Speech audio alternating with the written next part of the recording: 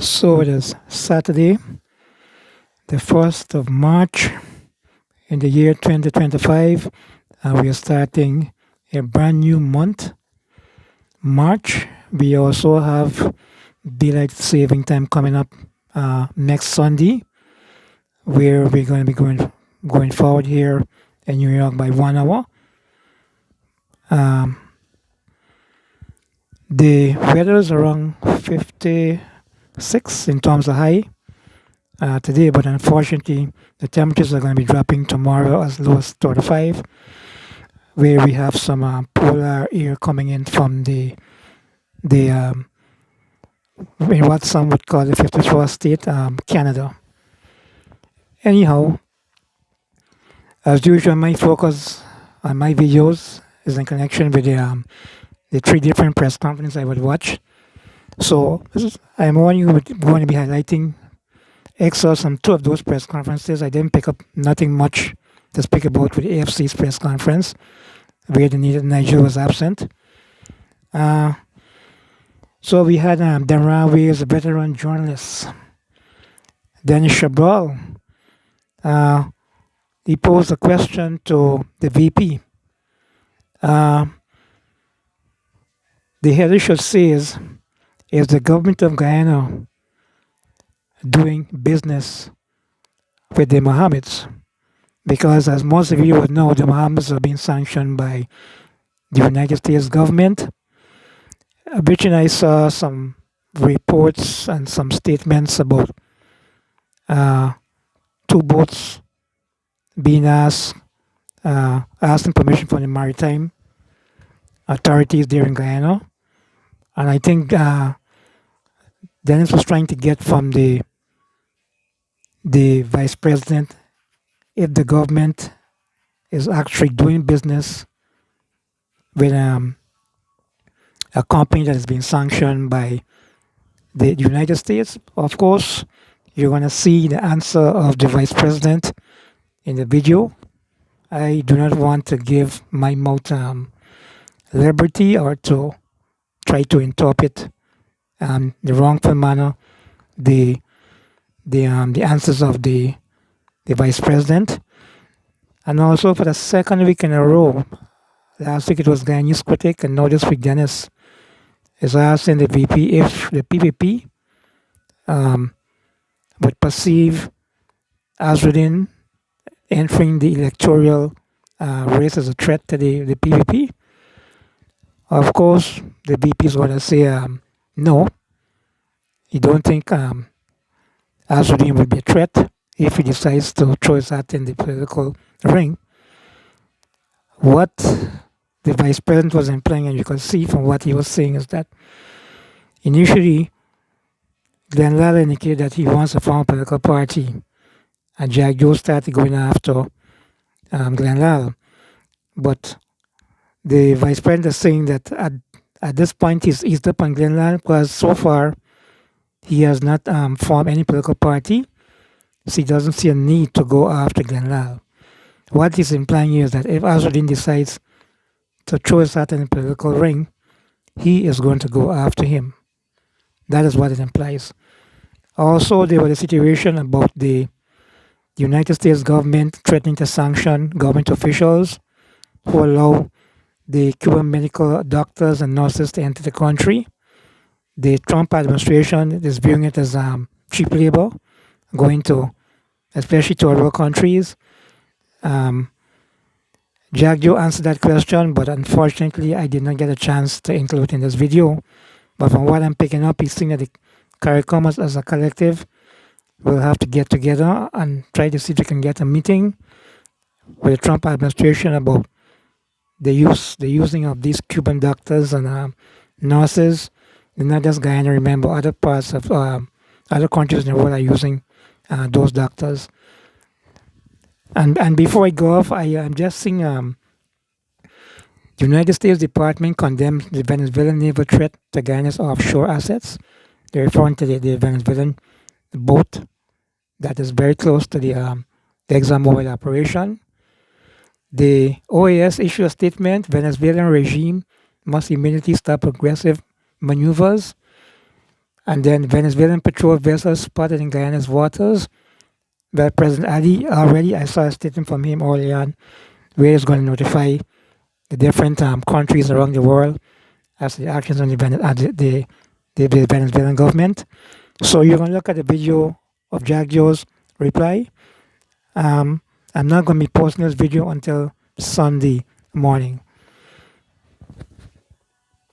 Government doing business with Mohamed. I don't know that the government is doing business with the Mohame'S. The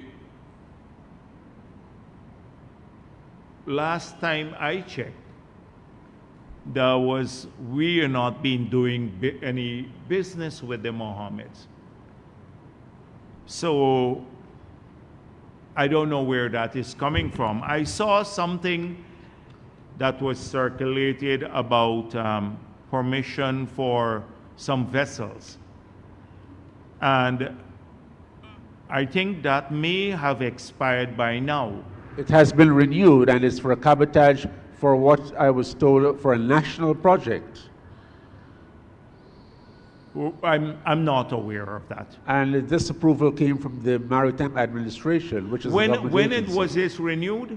It has been it was renewed over the last few weeks, and it will expire, I think, either in August or September, if my memory If it's serves. renewed in the last few weeks, it can't expire by August, because it is, I think these permissions go for 1 year. So I saw a permission in August of 2024 that was given. Frankly speaking, I did not know of that, but by now I think that permission may have expired. We'd have to check. We'd have to check. I didn't pay serious attention to that matter. On the other issue about, you asked about Azruddin Mohamed. I'm the leader of a political party, a big political party, the largest political party in the country.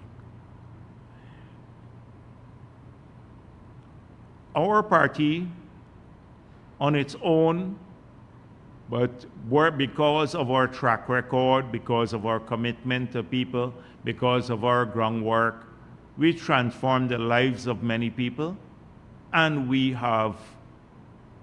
because of that, we have won several elections. We're the only multi-ethnic party in the country, and you can see evidence of that. For me to comment politically on individuals and what they're doing would be premature. First of all, I comment on our political opponents, other parties, and some of the parties may even be our allies. But as the head of a political party, as General Secretary, I can't be commenting on every social media activist if they go to a community or any charity that hands out a few things to people. I made it clear that should people declare a political intention, then at that point in time, it's fair game for me to express a view on that party or that person. Like when Glenn Lal declared his intention to form a political party, I dealt with him slightly differently. He has not formed the party as yet or declared he's contesting the elections, so I have kind of eased off a bit. Because, it would be premature for me to comment on just individuals who go around, sharing things and talking to people. If you criticize the PPP, now that's another matter. So if you can show me any criticism of the PPP made by this individual, I can share my view on that now. Show me a criticism that he has made of the PPP, and I will deal with it. But beyond that, I'm not. I think it's premature. The time will come, or may come, when I'd have to do that. And I'm ready to do that. And in fact, eager to do that about all of our opponents, not just this gentleman, should he decide to go that route. But right now, it's premature. Mr. Jagdeo, please follow up on the Cuban. But what I want to say is you have some scamps, though. Like I saw the mayor of Georgetown. He's an old scamp, going around and suddenly he found newfound love and all of that. Yeah, he's an old scamp. Yeah, so I can give my views on him, mayor. I see James Bond there. James Bond, friend. You know, of the Mr. past. Jagdeo, follow up on the matter of the Cuban Medical Brigade. What is likely to be Guyana's input in those discussions with the United States as regards the Cuban Medical Brigade? So this is not a Guyana input. It is, I think, a regional issue. You know, Dennis, that almost every country in the region has not for the 1 year. It transcends administrations, political administrations, and a long period of history have had Cuban medical brigades in their country. So it is an issue that will affect every country in our region, every single country, not just in CARICOM, many other countries around the world. But I think it's up to the leaders themselves when they meet to decide. They already said, we want to engage and have a good working relationship with the Trump administration.